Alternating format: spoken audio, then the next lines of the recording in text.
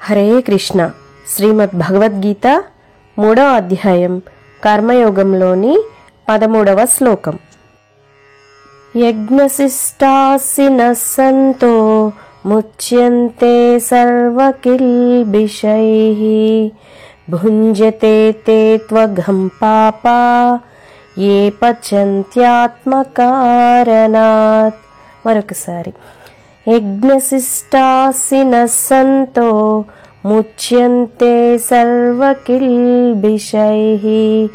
భుంజతే తే త్వఘం పాపా ఏ పచంత్యాత్మకారణాత్.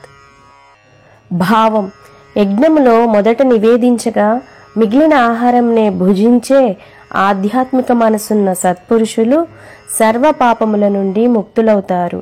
తమ భోగమునకే అన్నం వండుకునేవారు పాపమునే భుజింతురు.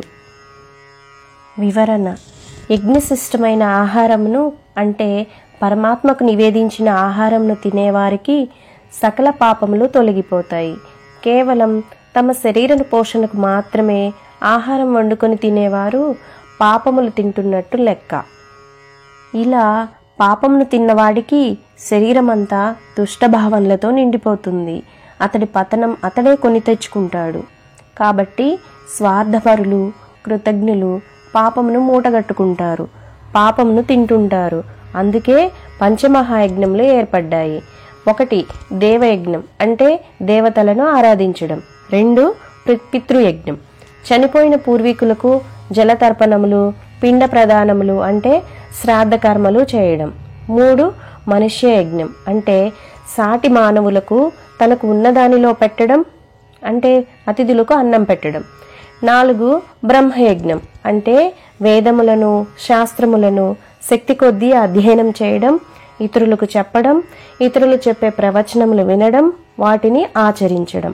5 భూతయజ్ఞం అంటే సాటి జంతువులకు, క్రిమికీటకములకు ఆహారం ఇవ్వడం.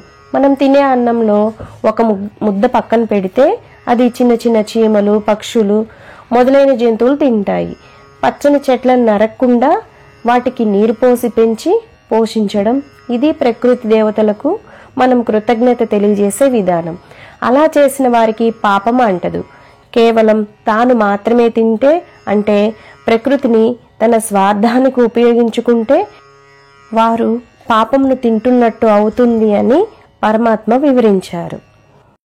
ఈ వీడియో నచ్చిన వారు తప్పకుండా సబ్స్క్రైబ్ చేయండి, లైక్ చేయండి, కామెంట్ చేయండి, షేర్ చేయండి.